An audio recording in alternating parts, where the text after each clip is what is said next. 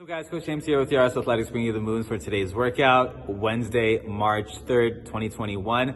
So today we kind of have a similar style as we had last Wednesday and Friday, which is it's gonna be every 2 minutes times 7. So for 7 rounds with a 1 minute rest after each of those 2 minutes. So you have 12 burpees and then you have 8 toes to bar. Okay, so for the burpees, we went over the standards last week. So I'm gonna actually show the modification for the toes to bar, which is gonna be tuck ups.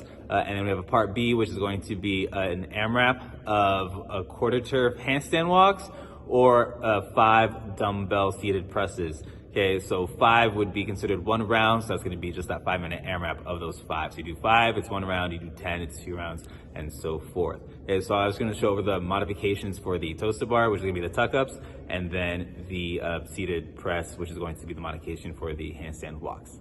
Okay, so the movement standards for the tuck ups, just again the modification for the toes to bar. Okay, there's kind of different levels of difficulty when we approach these. You can start in a hollow position and do your tuck up from there, or if that's a little bit too difficult, you can go down and kind of just do a flat on our backs and then going up into the tuck up position. So for the hollow position, okay, we can start, again, get in that hollow, and then we can tuck up, and then back out, keeping that hollow position the entire time, up and back out. Okay, if you cannot do that, if you cannot hold the hollow position, okay, we're just gonna go flat and then reach up and then back to the ground, up and then back. Okay, so we're trying to emulate kind of that feeling on our core when we do the toes to bar. So we choose this as a modification. Okay, so the modification for those handstand walks is going to be the dumbbell seated press. Okay, so we've been doing these in gymnastics class, but now we're actually going to incorporate them in the workout.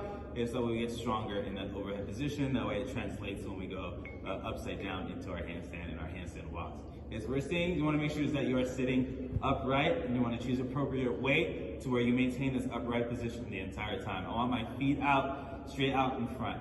Now, if you feel yourself kind of leaning back, we can go a little bit wider, but again, we don't want them super wide, okay, just wide enough to where we're still stable in that upright position. Okay, so if I have my feet slightly wide, I bring the dumbbells to my shoulders, and we drive up and back down. Make sure the dumbbells reach the shoulders, okay, before you start to press up and down. Okay, again, we want to avoid pressing out and leaning back. Okay, so stabilize that core, up and down. Okay, so that's going to be the modification for the handstand walks.